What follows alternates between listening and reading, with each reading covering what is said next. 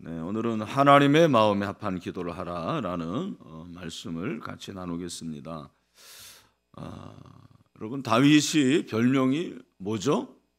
하나님의 마음에 합한 사람이라는 별명을 가졌습니다. 그런데 사실은 솔로몬도 하나님의 마음에 합한 사람이었습니다. 그가 오늘 본문에 보니까 하나님의 마음에 들었다 기도했는데 그 말씀이 주의 마음에 들었다 그렇게 말씀을 하고 있습니다. 여기 마음에 들었다라는 이 말은 맞았다라는 거죠. 마음이 맞았다. 한때 코드라는 말이 유행이었는데 코드 인사 뭐 이랬는데 코드가 맞다 그러는 것은 사실은 마음이 맞고 가치관이 맞고 그리고 인생관이 맞다라는 말이에요. 근데 여러분, 하나님의 마음에 맞았다, 하나님의 마음에 합했다라는 것은 정말 중요한 것이 뭐냐면 하나님의 다스림과 하나님의 통치를 받았다라는 말이에요. 다윗이 그런 사람이었어요. 다윗이 하나님의 다스림을 받고 하나님의 통치를 받았어요. 제가 주일날 그 하나님의 통치권에 대해서 말씀을 드렸는데 하나님의 통치를 받으면 죄를 범하기도 어려운 거죠. 하나님의 통치를 받으면 늘 예비하는 삶을 살죠. 하나님의 통치를 받으면 하나님께 뭐 11조 감사헌금 많다고 생각하지만 그거 다 하나님의 것인데 하나님께 얼마든지 드릴 수 있는 거죠. 봉사하는 것도 얼마든지 하나님이 통치하시는데 왜 그걸 못하겠습니까? 근데 우리가 기도할 때도 하나님의 통치를 받아야 돼요. 그죠? 기도할 때도 하나님의 통치를 받아야 돼요. 오늘 본문에 보면은 솔로몬이 지혜를 구하는데 그 지혜를 구했을 때 하나님이 마음에 들어하셨어요. 야, 참 너 참 네 기도가 내 마음에 맞다 그렇게 말씀해 줬어요. 참된 지혜를 얻으려면 하나님의 마음에 합한 기도를 해야 돼요. 참된 기도, 참된 지혜, 하나님의 마음에 합한 지혜고 하나님의 마음에 합한 기도입니다. 오늘 우리가 기도할 때 하나님의 마음에 합한 기도가 되기를 축원합니다. 그래서 10절 말씀 다 같이 한번 읽어보겠습니다. 시작. 솔로몬이 이것을 구하매 그 말씀이 주의 마음에 든지라. 아멘. 하나님의 마음에 들었고 하나님의 마음에 합했어요. 그러면 하나님의 마음에 합한 기도가 도대체 어떤 기도냐? 오늘 두 가지로 묵상을 하겠습니다. 첫 번째는 하나님 마음에 합한 기도는 자신의 부족함을 솔직히 인정하는 기도예요. 어떤 기도라고요? 자신의 부족함을 솔직히 인정하는 기도. 7절을 다 같이 한번 읽어보죠. 시작. 나의 하나님 여호와여, 주께서 종으로 종의 아버지 다윗을 대신하여 왕이 되게 하셨사오나 종은 작은 아이라 출입할 줄을 알지 못하고.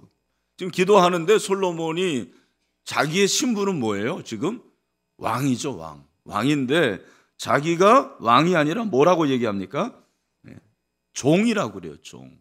먼저는 종. 무슨 말입니까? 하나님 앞에서 나는 종이다. 겸손한 태도죠. 하나님의 통치를 받는 사람은 내가 통치권자가 아니고 내가 주권자가 아니고 나는 뭐다? 하나님의 종이다. 그런 마음을 갖는 거예요. 그리고 작은 아이라. 종도 아니고 종은 그래도 좀 큰 종, 작은 종 있는데 나는 작은 종이다. 한국교회에 그런 얘기 많았어요. 그죠? 그래서 목사님을 종이라고 그래가지고 또 젊은 목사님은 작은 종, 젊은 종 막 이렇게 얘기를 하는데 근데 여기서 작은 아이라는 것은 무엇을 말하냐면 진짜 어리다는 말이 아니고 하나님 앞에서 나를 낮춘다 그런 말이에요. 나를 낮춘다. 겸손한 태도를 말하는 거죠. 그리고 여기서 작은 아이라 출입을 알지 못한다. 아이들은 출입을 잘 못해요. 그죠? 그리고 뭐와 뭐를 구분을 못해요? 아이들은 뭘 구분을 못하죠? 참 여러분, 여러분이 진짜 구분을 못하시네. 뭐와 똥과 뭐 그런 거 있어요. 그거를 좀 구분을 못하는 거예요. 아이들은. 근데 여기서 출입하다라는 이 말은 어떤 의미냐면 행동 거지와 생활 태도를 말하는 거죠. 그래서 작은 아이라 출입을 알지 못한다라는 말은 하나님 저는 행동 거지를 제대로 못하는 사람입니다. 그리고 생활 태도도 참 어떻게 알지 못합니다. 라이프 스타일을 말하는 것입니다. 우리가 그 초등학교 시절에 성적표에 이제 수음이 양가가 나오는데 그거 말고 주관식으로 담임 선생님이 얘기할 때 그 쫙 써주잖아요. 그때 이 아이는 행동 거지가 바르다 그렇게 써주는데 바로 그런 걸 말하는 거예요. 그래서 나는 아이기 때문에 어떻게 할 줄 모르겠습니다. 내가 왕이지만 어떻게 정치를 해야 될지 모르겠습니다. 무슨 말입니까? 솔로몬이 겸손했다라는 거죠. 솔로몬의 겸손을 말합니다. 여러분, 하나님은 겸손한 자의 기도를 들으십니다. 겸손한 자의 기도. 그래서 야고보서 1장 5절을 보니까 뭐라고 그랬습니까? 시작. 너희 중에 누구든지 지혜가 부족하거든 모든 사람에게 후히 주시고 꾸짖지 아니하시는 하나님께 구하라. 그리하면 주시리라. 아멘. 여러분, 하나님께서 구하는 자에게 줄 줄로 믿습니다. 여기 보니까 지혜가 부족하거든, 그러니까 자기가 지혜가 부족한 것을 아는 게 겸손해요. 그렇죠? 교만은 자기만 모르는 게 교만해요. 다 아는데 자기만 모르는 게 교만해요. 그리고 교만이라는 것은 나는 기도할 필요 없다.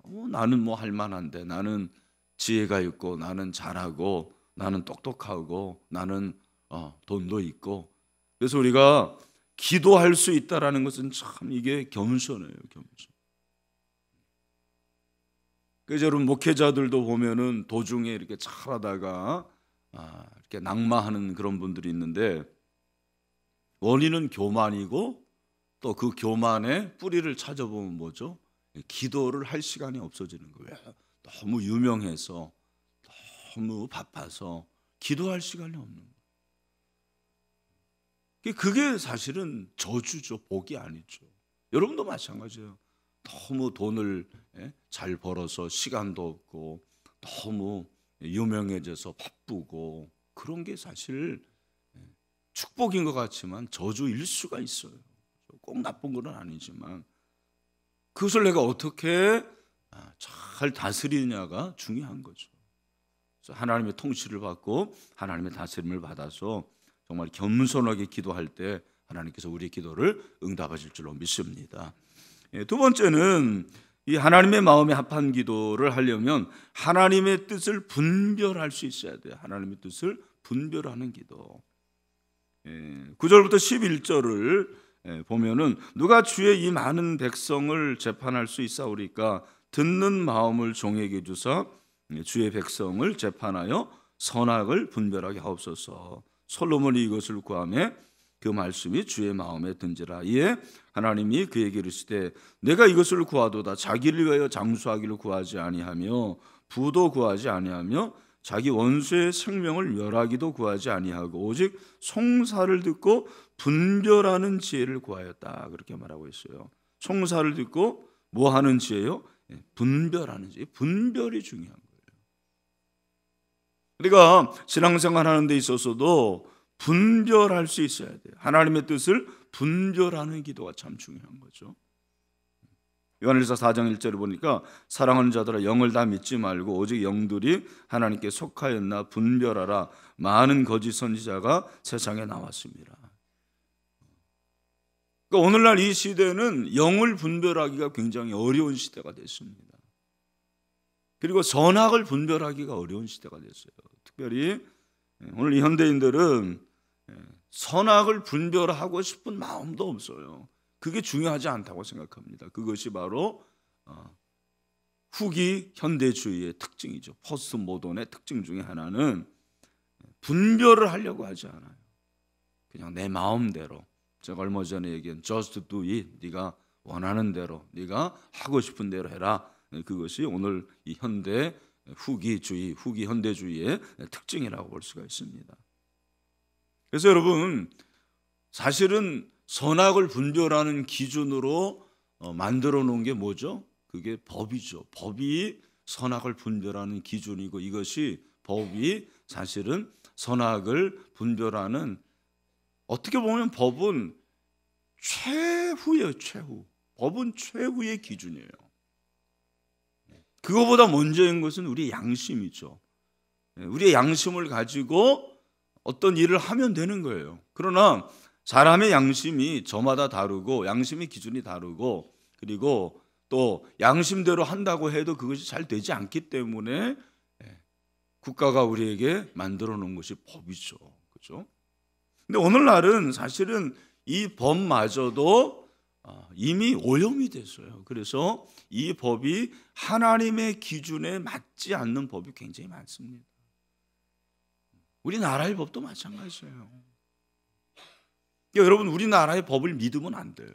우리가 그 법을 지켜야 되지만 그 법이 하나님의 법에 맞지는 않습니다. 다 맞지는 않아요.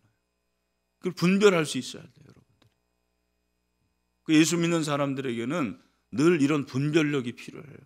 그래서 항상 제가 얘기합니다만 한 손에는 성경을 들고 한 손에는 신문을 들고, 여러분 신문을 잘 읽으셔야 돼요. 네? 신문을 잘 읽으셔요. 최근에도 여러분 아시다시피 헌법재판소에서 낙태가 위헌이라는 결정이 내려졌습니다. 그래서 2020년 12월 31일까지 낙태 허용 임신 주수 시한을 정해서 이제 법을 개정을 해야 돼요. 일단 기준으로 제시한 것은 몇 주죠? 22주. 22주를 정해놨어요.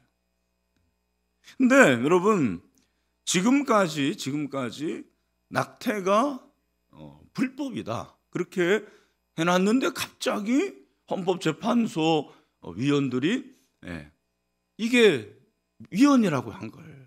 그래서 여러분 헌법재판 그 위원을 잘 뽑아야 되겠더라고요. 제가 보니까 이 동성애라든지 뭐 낙태든 이런 모든 것들을 결정하는 이 법의 최종 그 결정권자들이 그분들이기 때문에 헌법재판위원을 잘 뽑아야 돼요.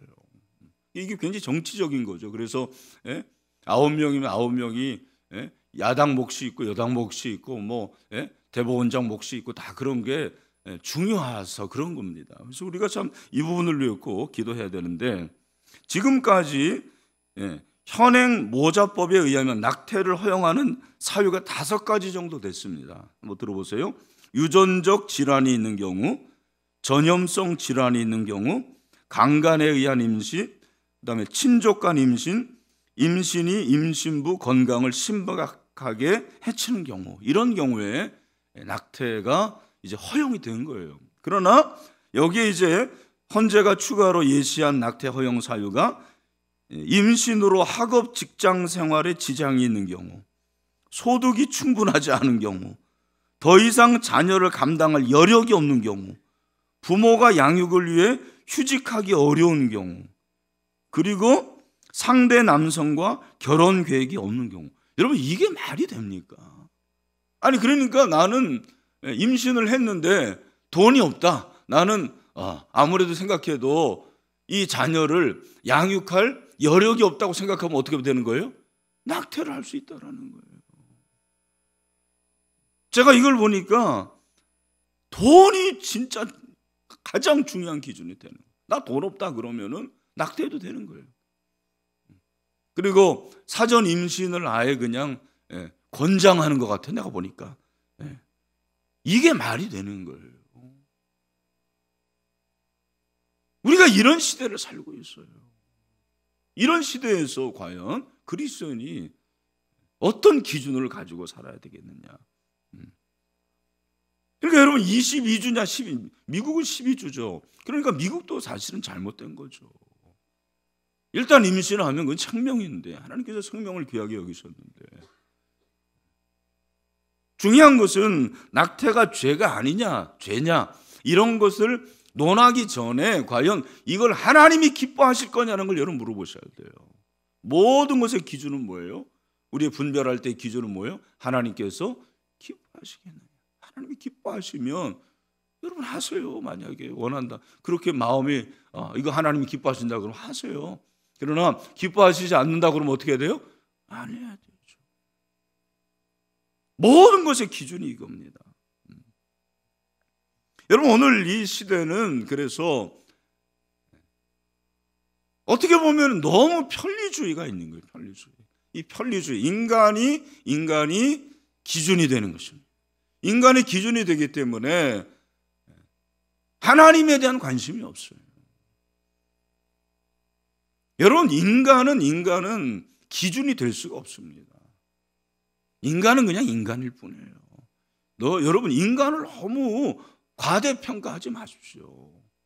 그러니까 오늘날 이 후기 현대주의는 인간을 과대평가하는 거예요. 그게 문제라고 저는 생각을 해요. 물론 인간을 위한 것이 좋죠. 그러나 인간을 위한 게 인생의 목적은 아니에요. 인간을 위한 것이 존재의 목적은 아닙니다. 제가 내일 말씀드리겠지만 우리의 존재 목적은 하나님의 영광을 위한 거예요. 그러니까 여러분 바알 신앙과 여호와 신앙의 차이가 있는데 뭐냐면 바알 신앙은 현세적인 복이 먼저고 영광이 나중에요. 예? 이걸 여러분 잘 아셔야 돼요. 자, 돈을 번다. 돈을 버는데 바알 신앙은 어떻게 벌든 돈만 벌면 부자가 되면 하나님께 영광이 된다라는 거예요. 예? 어떤 방법, 나쁜 방법, 거짓, 무슨 버닝썬처럼 그렇게 해도 되고 주일날 여기 지 마음대로 일하고 그렇게 해서 돈을 벌어도 하나님 앞에 영광이 되면 된다라는 거예요. 그죠? 돈 많이 벌면 영광이라는 거죠.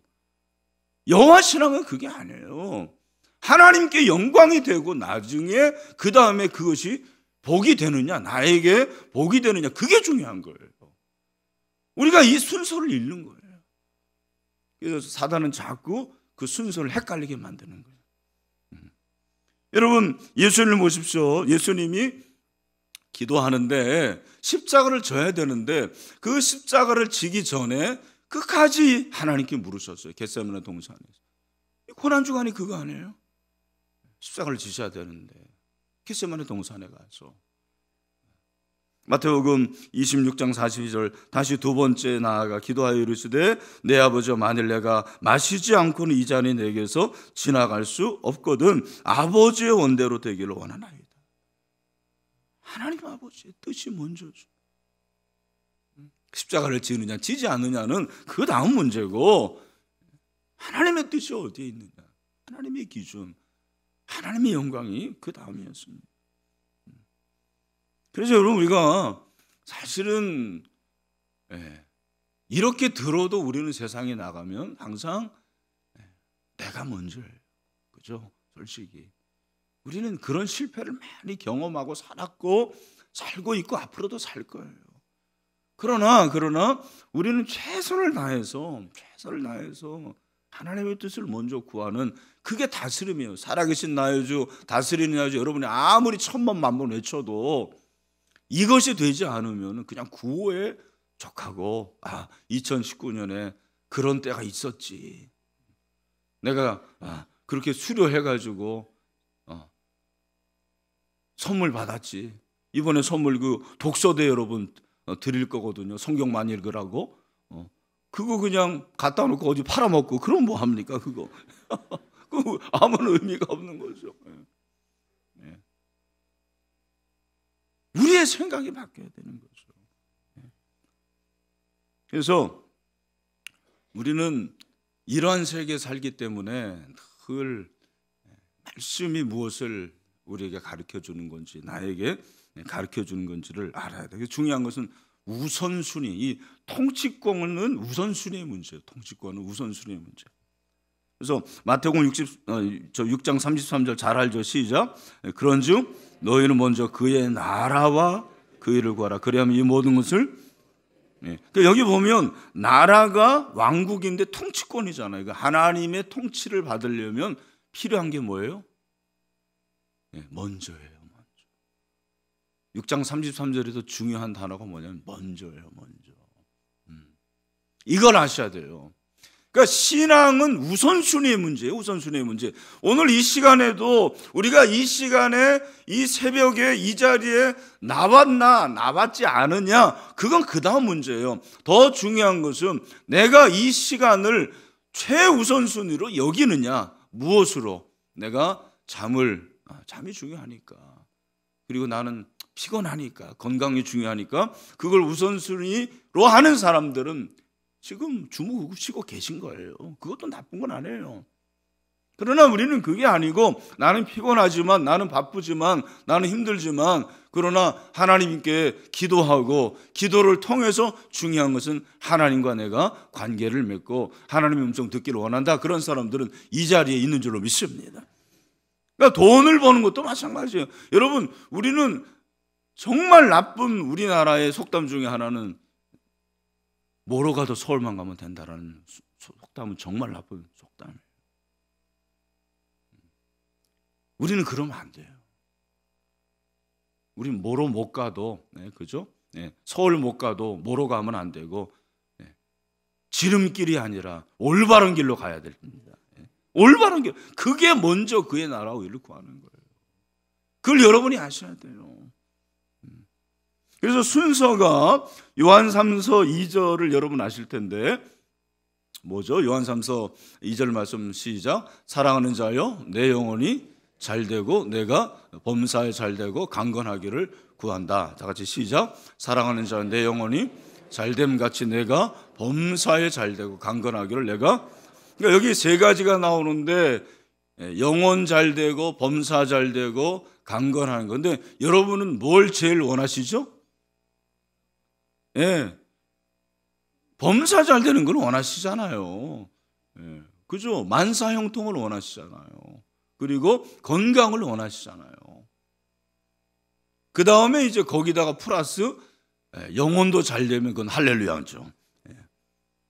근데 순서가 그게 아니라는 거죠. 뭐가 제일 먼저 잘 돼야 돼요? 영혼이 잘 되고 범사가 잘 되고. 여러분의 자녀들 서울대학교에 가기를 원하십니까? 주일 성수 잘해가지고 신앙생활 잘하기를 원하십니까? 서울대학교 가기를 원하시잖아요. 뭘 거짓말 하세요. 그죠? 그게 우리의 모습이에요. 여러분 정말 돈 많이 벌기를 원하십니까? 아니면은 내가 돈 조금 벌어도 하나님께 예배하는 것을 그래서 영혼이 잘 되기를 원하십니까? 우리가 순서가 바라야 된다. 우선순위. 그러니까 여러분 목회도 이게 잘못되면은 이 우선순위가 잘못되면 목회를 잘해도 그거는 하나님 모실 때는 그건 아닌 거예요. 사람은 몰라요 그거를. 그러나 목회자는 알아요. 하나님은 알아요. 이게 우선순위의 문제예요. 이게 통치권의 문제라고. 그래서 항상 말씀드립니다만 통치권과 우선순위는 같이 가는 거예요. 그죠? 통치권에서 제일 중요한 건 왕이잖아요. 왕이 우선순위죠. 아무리 뭐 영의정, 좌의정 뭐 대단하게 뛰어난 사람들이라도 왕이 한마디 하면 끝나는 거예요. 우리 인생도 마찬가지예요. 우리는 늘 부족해요. 제가 이렇게 피 튀기면서 피는 안 튀기고만 이렇게 침 튀기면서 얘기하지만 저도 우선순위에서 내가 먼저고 우리 가족이 먼저고 내 아내가 먼저일 때가 많죠. 그래서 우리가 필요한 것이 무엇이냐면 여러분 하나님의 말씀이에요. 말씀. 그래서 오늘 본문에 보면 이 솔로몬이 뭐를 원하냐면 지혜로운 마음을 원해요. 지혜로운 마음. 우리가 이 지혜로운 마음을 뭐로 생각하냐면 우리 지혜라고 생각하잖아요. 지혜. 그래서 뭐 정치 잘하고 재판 잘하고 그걸 원하는데 그거라고 생각하는데 오늘 말씀을 보면 뭐라고 말하냐면 12절에 보니까 총명한 마음을 주노니 내 앞에 너와 같은 자가 없었다 그렇게 말씀하셨죠. 하나님께서 지혜와 총명을 주시는데 중요한 것이 무엇이냐면 듣는 마음을 달라 그렇게 말씀을 하고 있습니다. 그러니까 지혜로운 마음이 뭐냐? 지혜로운 마음이 뭐냐면 말씀을 듣는 마음이에요. 말씀을 듣는 마음. 내가 하나님의 말씀을 잘 듣기를 원합니다. 잘 듣기를 원합니다. 그러니까 여러분 어떤 사람이 지혜로운 사람이냐면 하나님의 말씀을 잘 듣고 그 말씀을 들은 대로 실천하는 사람이 지혜로운 사람이에요. 우리의 지혜는 어디서 나오냐면 말씀을 듣는 데서 나와요. 그래서 여러분 하나님의 말씀을 잘 들으시길 바랍니다. 이 말씀을 듣는 것은 귀로 듣는 것도 있지만 하나님의 말씀을 잘 들은 대로 실천하는 것을 가르치는 것이죠. 그래서 우리가 믿음에서 중요한 것은 하나님의 말씀을 잘 들을 수 있는 거예요. 이 말씀의 훈련이 중요합니다. 말씀의 훈련. 왜 제자 훈련이 중요하고 왜 성경 공부가 중요하냐? 여러분, 우리는 말씀을 듣지 않으면 내 마음대로 하기 때문에 그렇습니다. 진짜 우리가 말씀을 그래도 이 정도 들으니까 요 정도라도 되지, 만약에 말씀을 듣지 않았다라면 여러분, 이 이건희 목사의 모습이 어떠할까요? 형편없을 거예요. 진짜 건달 중에 건달이 됐을 거예요. 우리 다 그런 사람들입니다. 그래서 우리가 중요한 것은 하나님의 말씀을 잘 듣고, 우리 신일교회 이렇게 제자 훈련을 하는 교회인데 얼마나 감사한 줄 몰라요. 그래서 여러분들이 꼭 제자 훈련을 안 해도 하나님의 말씀을 잘 들으시고, 그리고 하나님의 말씀을 열심히 공부하세요. 그리고 하나님의 말씀을 잘 읽고 그 말씀대로 지켜 행할 수 있게 되기를 바랍니다. 그것이 하나님의 은혜인 줄로 믿습니다. 저는 제가 이렇게 제자 훈련을 알고 제자 훈련을 할 수 있다는 것이 얼마나 큰 축복인지 모르겠어요. 제 아내하고 자주 얘기합니다. 여보, 우리가 제자 훈련 몰랐으면 어떻게 됐을까? 어떤 목회를 했을까? 참 생각만 해도 끔찍해요. 오늘부터 이제 우리 제가 말씀드린 우리 노회의 목사님들 9분하고 우리 김영석 목사님 10명 해가지고 제자 훈련을 시작을 합니다. 근데 저는 그런 마음이 있어요. 여러분, 이게 10명이 아니고 10교회예요. 10교회. 이분들이 다 목회하시고 이제 하실 분들인데, 여러분 10개의 교회가 살아나면 얼마나 좋겠습니까? 10개에서 100명만 돼도 1000명이 살아나는 거잖아요. 하나님께서 놀랍게 역사하시기를 소원합니다. 여러분 기도해 주시길 바랍니다. 그래서 하나님의 말씀을 듣는 것이 지혜로운 마음. 그래서 여러분들이 정말 하나님의 마음에 합한 기도를 하려면 말씀을 붙잡고 기도하시길 바랍니다. 말씀을 붙잡고 기도하세요. 하나님 말씀, 이런 말씀이 있는데 제가 이 말씀 붙잡고 기도하고 나아갑니다. 나는 지금 참 힘들고 어렵지만 그의 나라와 그의를 먼저 구하라고 하니까 그 말씀대로 나아갑니다. 그런 기도하시기를 바랍니다. 그런 신앙을 가져야 돼요. 정말 오래 믿었다고 중요한 게 아니에요. 이 세일에 19번 수료했다고 중요한 게 아니에요. 내가 정말 우선순위를 가지고 하나님의 통치를 받고 있느냐, 그것이 신앙입니다. 그런 신앙을 가질 수 있는 저 여러분 되시길 바랍니다. 마지막으로 이 로렌스 형제, 제가 요즘에 자주 말씀드리는데 이런 말을 했습니다. 한번 들어보세요. 우리가 하는 모든 일이 하나님을 알기 위한 것이 되게 하자. 그분을 많이 알면 알수록 우리는 그분을 더 많이 알고 싶어진다. 우리의 지식이 더 깊어지고 넓어질수록 우리의 사랑도 점점 더 커질 것이다. 나는 하나님의 자비하심으로 며칠 내에 그분을 뵙는 은혜를 알기 원한다. 서로를 위해서 기도하도록 하자. 이분이 이렇게 말하고 이틀 후에 몸져 눕더니 일주일이 채 못 돼서 하나님의 부르심을 받았다고 그래요. 오늘 경로대학 가는데 경로대학의 구호가 뭐죠? 9988 234 아닙니까? 99세까지 팔팔하게 살다가 2, 3일 앓다가 팍 죽자, 그거잖아요. 9988 234잖아요. 그죠? 근데 우리가 그것도 중요하지만 하나님의 말씀을 잘 듣고 그 말씀을 들은 대로 순종하고 그렇게 살다가 하나님이 부르시면 천국 가는 게 그것이 인생입니다. 그런 인생이 되시기를, 또 오늘 우리가 기도할 때 하나님께서 우리의 기도를 들으시는 하나님과 합한 기도가 있게 되기를 주님의 이름으로 축원합니다.